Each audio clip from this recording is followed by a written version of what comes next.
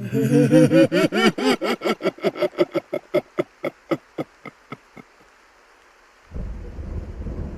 hallway was drenched in a sickly yellow glow, the kind of light that hums faintly above your head but never seems to reach the carpet beneath your feet. The air smelled faintly of old cologne and mildew, a clash of scents that suggested both faded elegance and rot. Room numbers and brass plates dulled by years of neglect stretched endlessly in both directions, like a corridor refusing to end. At the farthest corner, almost hidden by the shadows, stood a figure in a bellhop's uniform. His posture was stiff, his cap tilted too low over his forehead, and though he was motionless, there was something about the way he stood that made it feel as though he had been waiting all along. The faint squeak of an elevator descending echoed from behind me, followed by the deep metallic groan of cables straining against years of rust. The numbers above the elevator door ticked down slowly. 7, 6, 5. The bellhop didn't move, didn't breathe, but his presence pressed against the corridor like a storm cloud, heavy and inescapable. I felt the urge to turn away, to retrace my steps back toward the lobby I thought I had left behind, yet my legs carried me forward, each step swallowed by the thick carpet that muted all sound except my pulse hammering in my ears. When the elevator door opened, no one stepped out. No sound of rolling luggage, no weary sighs of travelers returning to their rooms, just silence, deep and hollow. And yet, from the corner of my eye, I swore the bellhop had shifted ever so slightly. His chin might have lifted or his shoulders might have squared. My heart sank with the realization that he wasn't a statue after all. I wanted to believe he was just an employee, someone trapped in the monotony of a job he no longer enjoyed. But there was something unsettling about his stillness. His uniform looked pristine, pressed and clean in a way that didn't belong in this fading hotel. His gloved hands were folded neatly over one another, too deliberately placed, as though he had rehearsed the position for centuries. The gold trim on his jacket gleamed faintly, untouched by dust or wear. And though the hallway light flickered once, briefly plunging everything into momentary darkness, when the glow returned, I could have sworn his face had no features. The shadows seemed to warp around him, resisting the light, and yet my eyes insisted on dragging themselves back to where his should have been. Empty, pale skin stretched where eyes and a mouth ought to be, smooth like wax, as though whatever had been there had been erased long ago. My chest tightened, my throat burned, but I couldn't scream. The air itself seemed too thick, pressing in on me, muting my voice before it could escape. The elevator bell chimed again, sharp and hollow. The sound broke whatever spell had pinned me in place. My head jerked toward the sound, desperate for any explanation. But the elevator doors had closed, leaving only the dim reflection of the hallway in their metal surface. When I turned back, the bellhop was no longer at the far corner. Instead, he stood only a few feet away. The distance between us had evaporated without sound, without warning, as if reality itself had folded to bring him closer. His faceless head tilted to one side, a gesture that felt mocking, almost playful. I stumbled backward, my heel catching on the thick edge of the carpet, nearly sending me crashing to the floor. My hand brushed against the wallpaper peeling beneath my fingertips, and it grounded me for only a moment before a cold draft swept through the hall, carrying with it the unmistakable scent of embalming fluid. The bellhop didn't walk. He didn't lunge. He didn't move in any way I could understand. One second he was standing. The next his presence was pressing against me, suffocating, like an unseen weight collapsing the air from my lungs. The hum of the ceiling lights dimmed into silence, as though the world itself was holding its breath. And then, faintly, so faintly that I thought it might have been inside my own skull, I heard him whisper, "Do you have luggage, sir?" The words were broken, brittle, spoken through a mouth that wasn't there. They echoed in the hollows of my bones rather than my ears, vibrating down my spine. My vision blurred, the edges of the hallway bending as though I were standing too close to a heat wave, and for the briefest moment I could see something beneath his skin, something gray and rotted, something that smiled without lips, something that had waited far too long to be seen. I blinked, and the hallway returned to its quiet monotony. The lights hummed again. The carpet no longer shifted underfoot. The bellhop stood where he had first appeared, at the far end of the corridor, cap tilted low, hands folded neatly, as though he had never moved. But I knew. The silence that followed wasn't relief. It was anticipation, because if he could appear here so close, so quickly, what would stop him from appearing inside my room the moment I unlocked the door? What would stop him from standing silently at the foot of the bed, waiting for me to notice too late? What happens when the bellhop who isn't alive insists on carrying your bags? The hotel had always seemed like an afterthought on the map of the city, tucked between narrow streets where lampposts leaned with rust, and the asphalt split into veins of weeds. By day, its cracked facade looked tired, a relic of some forgotten golden age when men wore hats and women carried silk gloves. But at night, it breathed differently. Its tall windows reflected no light, and its sign, though unlit, seemed to shimmer faintly as if lit from within. I hadn't planned to stay there. The reservation I had was for a more modern chain hotel closer to the convention center. But storms have a way of deciding for you, and that night, rain had swallowed the city whole. Lightning carved jagged paths across the sky, and streets flooded faster than the drains could swallow them. My cab driver, nervous and muttering in a language I couldn't catch, had stopped in front of this building, insisting that the other hotel was impossible to reach. Before I could protest, he was gone, leaving me drenched beneath the awning of this forgotten monument. The lobby smelled faintly of lavender polish, though beneath it lingered something mustier, like paper that had been left in the rain and dried stiff. A grand chandelier dangled above, crystal beads dulled by dust, but even dimmed, it refracted the light in strange, fractured patterns across the marble floor. My shoes squeaked as I walked, leaving faint wet prints that seemed to linger longer than they should. Behind the front desk sat an old woman. Her skin was thin as parchment, her hair wound into a bun so tight it seemed to pull at her temples. Her smile was wide, but her eyes were tired, as though her body had long ago outlived her interest in welcoming strangers. She spoke softly, her voice a whisper that seemed to vanish into the empty lobby before it reached my ears. Still, I caught my name in her sentences, though I had given her nothing. The pen she offered to sign the register was dry. Its ink had long since vanished, but she tapped the page insistently, and when I pressed the nib against the yellowing paper, letters bled across it anyway, as if the book remembered the act of signing and filled the name in on its own.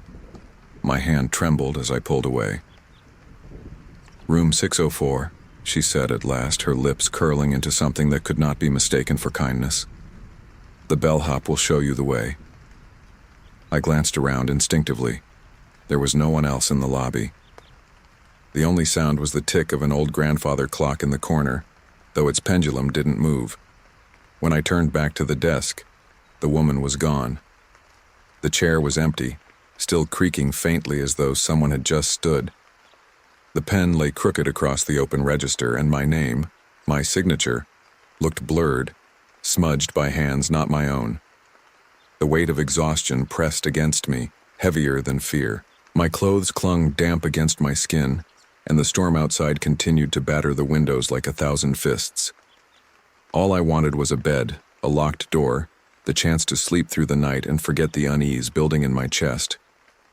I found the elevator tucked behind a marble pillar, its gates the kind you had to slide open yourself. The metal screeched against the track, the sound echoing like a scream down the empty hall. Inside, the elevator smelled of rust and faint smoke. The floor groaned beneath my weight, and when I pressed the button for the 6th floor, the light behind it flickered weakly before surrendering to darkness. The ascent was slow, a grinding climb that made me feel as though I were being pulled through the throat of some ancient machine. At each floor, the elevator shuddered, hesitated, then continued reluctantly. By the time it reached 6, my knuckles were white from gripping the railing. The gate clanged open on its own. I stepped into the hallway and the scent hit me immediately. Polish and mildew, cologne, and something sterile beneath it. The carpet was thick, swallowing sound. Its patterns faded into ghosts of what might once have been roses. And at the far end, framed by the flickering light, stood the bellhop. He was exactly as I had seen him before. Cap tilted low, hands folded neatly, uniform pressed and perfect. Yet this time, his presence felt rehearsed, staged, as though the entire hallway had been designed to guide my eyes toward him. He didn't move when I stepped forward. He didn't speak. His silence was more welcoming than any words. "Can you show me to 604? I whispered, unsure why I had spoken at all. Perhaps it was exhaustion.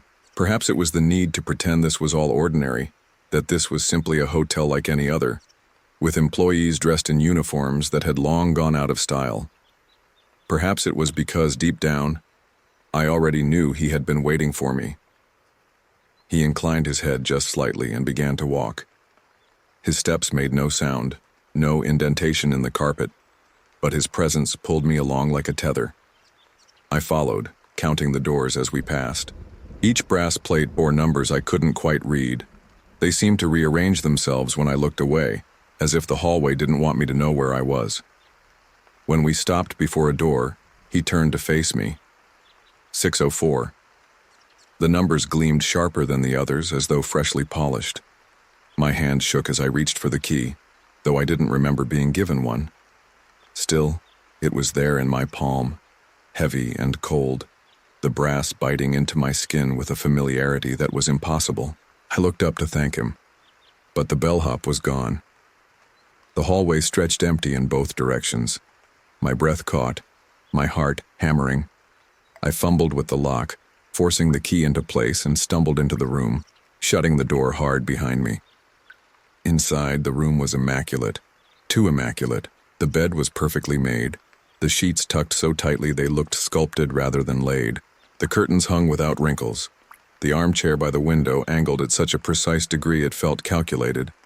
Everything smelled faintly of lavender polish, the same scent from the lobby, though here it was thicker, stronger, as though something had been drenched in it to mask another odor.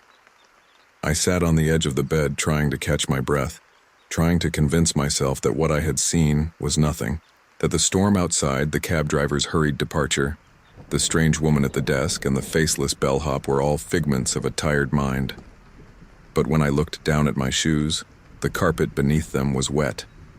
Not from the storm, not from me. The water dripped upward, vanishing into the ceiling. The room should have been safe. 4 walls, a locked door, a bed that looked untouched. Safety was supposed to be simple, but the stillness inside 604 was heavier than the storm outside. And every second I remained there only made me more aware of the silence pressing in. My breath seemed too loud, my heartbeat too fast, as if the air itself wanted me to remember I was not welcome. I pulled the curtains aside, desperate for proof that the world still existed beyond these walls. The storm was raging, rain streaking the window in silver lines, lightning illuminating the city in fractured bursts. For a moment I could see the reflection of the room behind me in the glass. But it wasn't my reflection that unsettled me. It was the faint outline of the bellhop standing in the corner of the room. I spun around. Empty. Only the bed, the chair, the desk. But the air still felt disturbed, as though someone had just stepped away.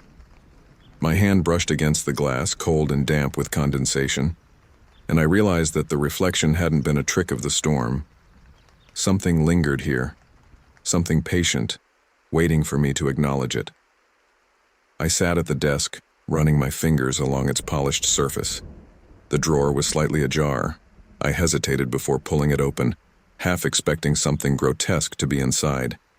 Instead, there was only a hotel notepad and a pen. The paper was yellowed, its edges curled, as if it had been waiting decades for someone to use it.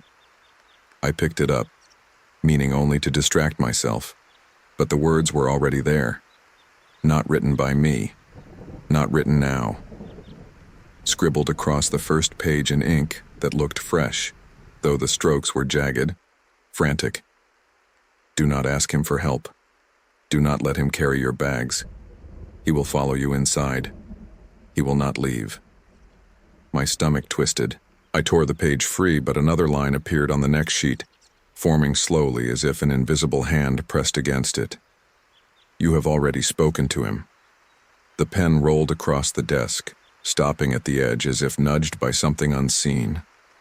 The silence deepened, and I could swear I heard the faint squeak of elevator cables again, even though I was 6 floors away from the lobby. I shoved the drawer shut, backing away from the desk, my chest heaving. My eyes flicked toward the mirror above the dresser. For a heartbeat, the room looked wrong. Not different. Wrong. The mirror reflected the bed, the chair, the curtains, but no me. Instead, in my place, the bellhop stood, cap tilted low, hands folded, head cocked slightly to the side as though studying me from behind glass. I blinked hard, gripping the edge of the dresser, and the reflection snapped back. Only me, pale and trembling, staring at my own face. But the terror refused to leave my chest. Sleep was impossible, yet my body begged for it. I lay down on the bed, shoes still on, the blanket pulled up like a shield.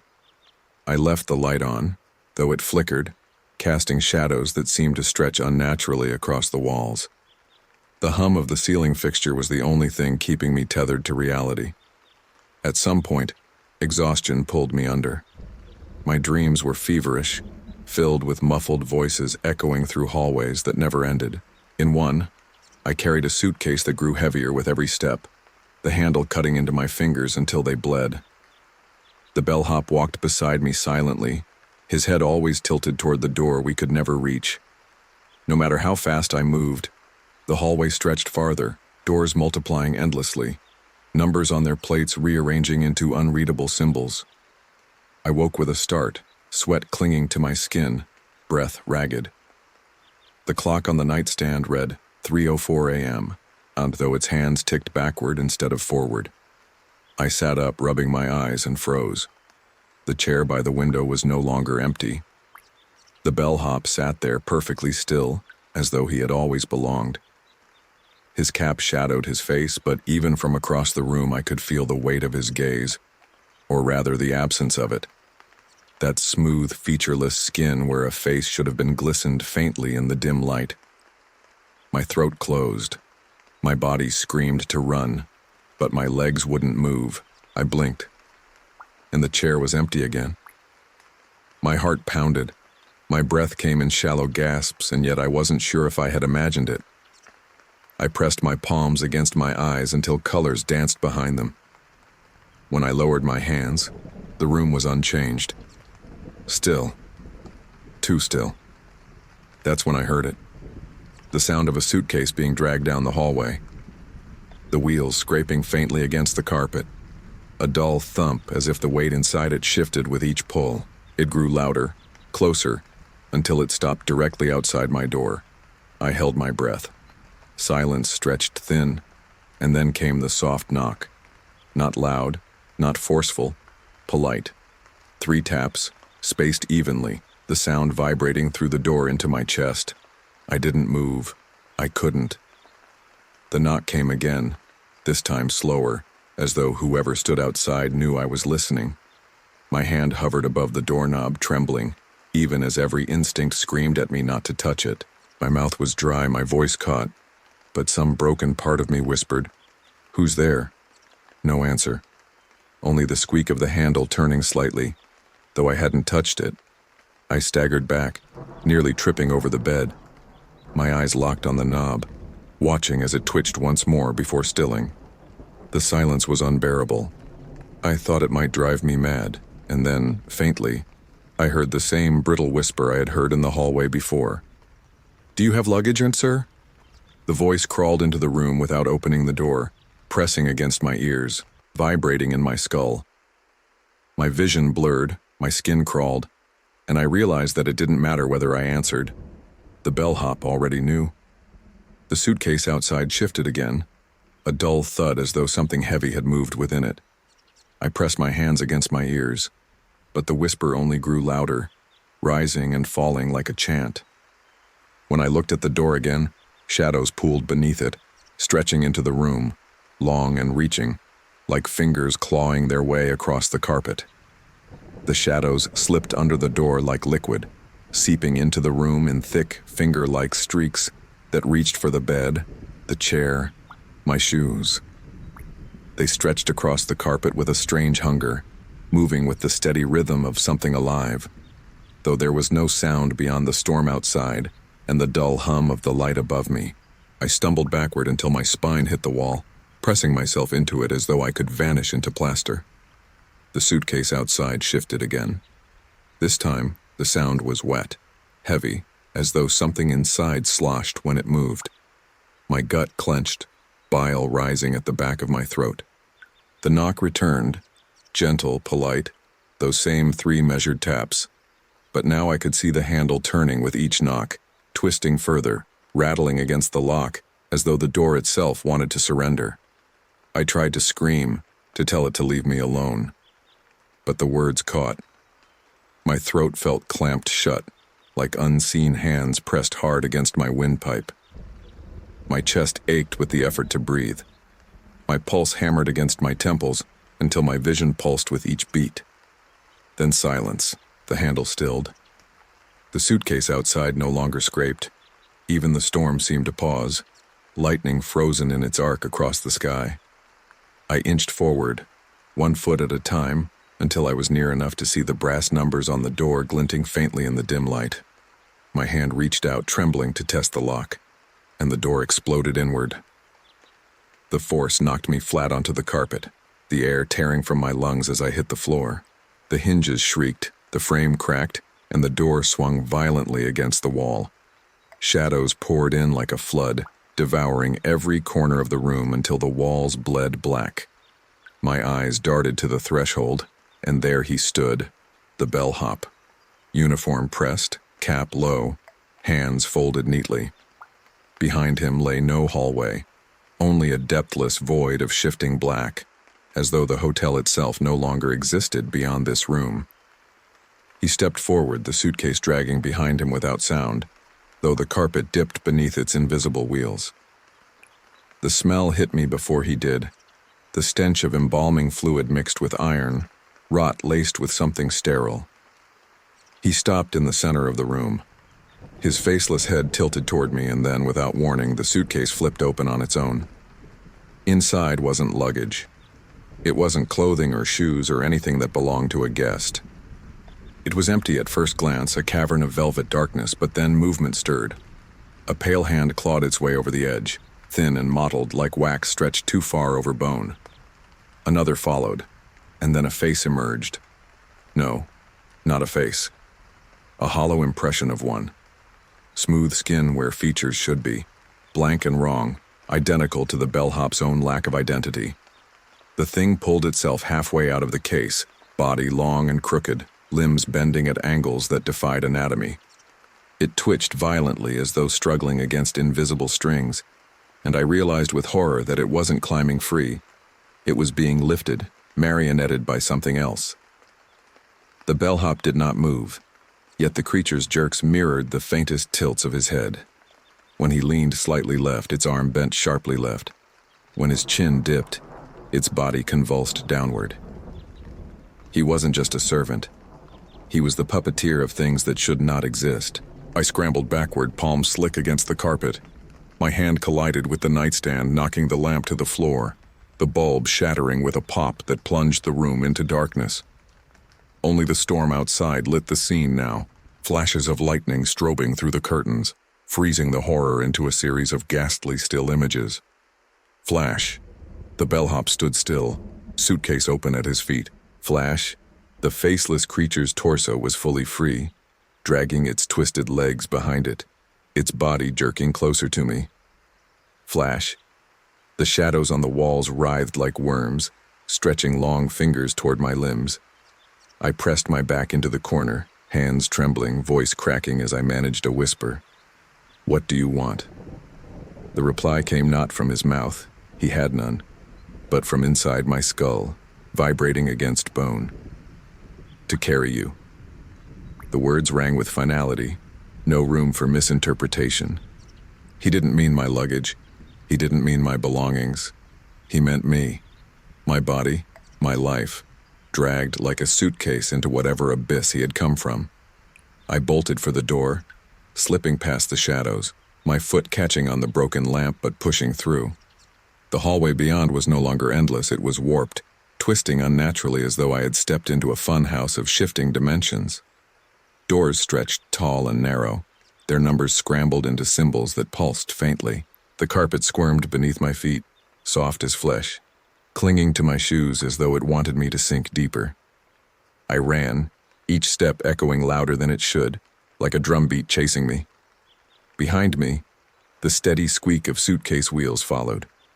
Not rushed, not hurried, but inevitable, as if he knew no matter how far I ran, he would always be one step closer than I could bear. The hallway bent sharply, depositing me in front of an elevator. The gate was already open, waiting, though the inside was pitch black.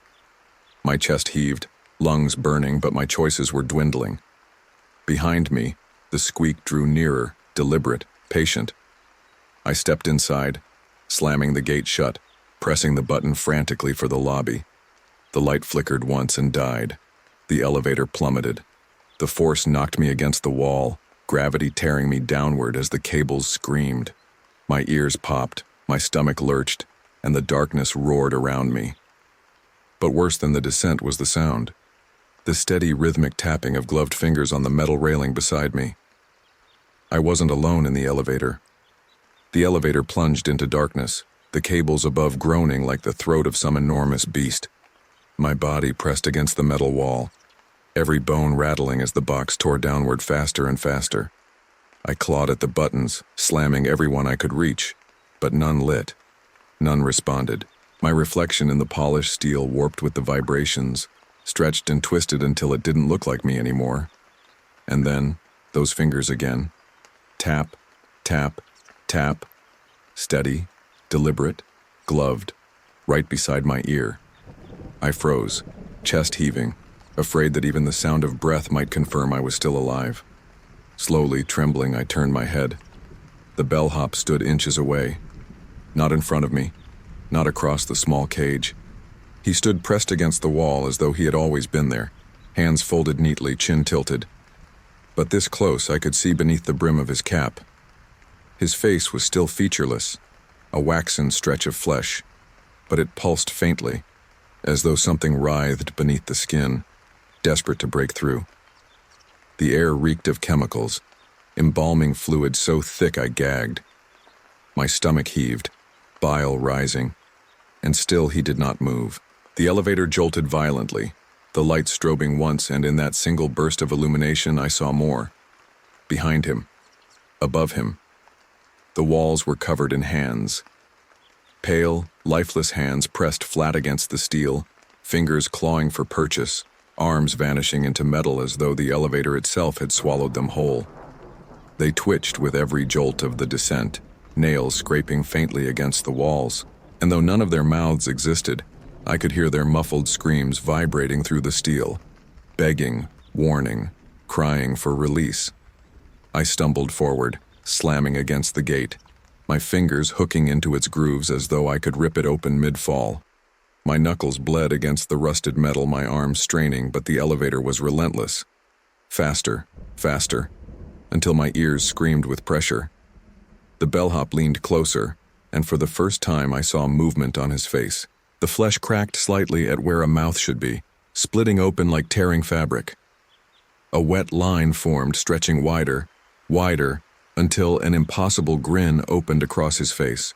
Inside, there were no teeth, no tongue, just darkness, endless, churning darkness. And from that void the whisper came again. "To carry you."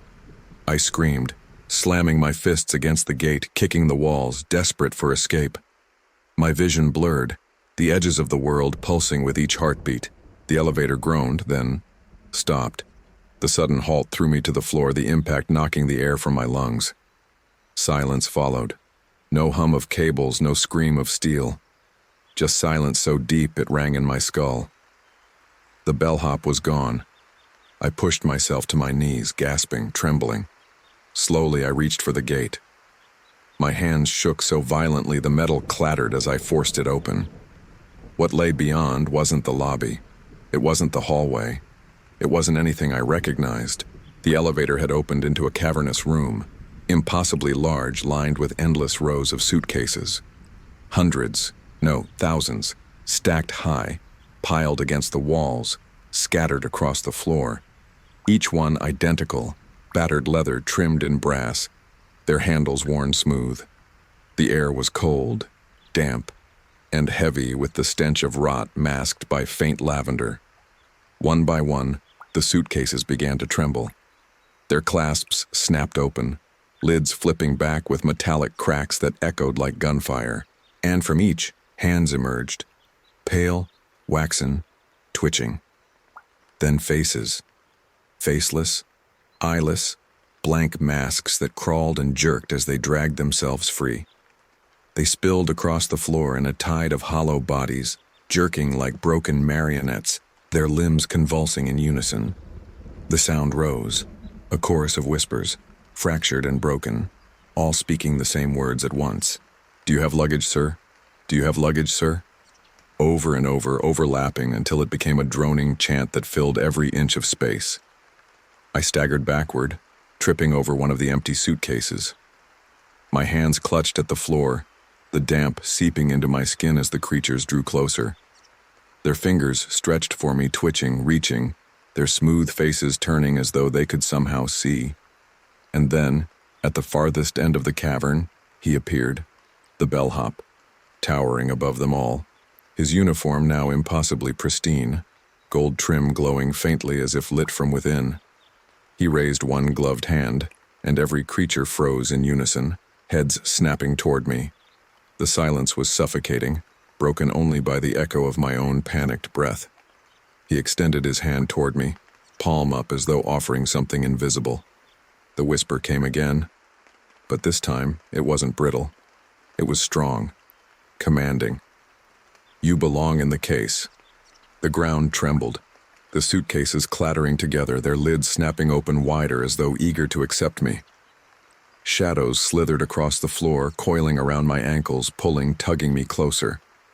I kicked, clawed, screaming, but they tightened, dragging me inch by inch toward the nearest open case. Inside it, I could see movement.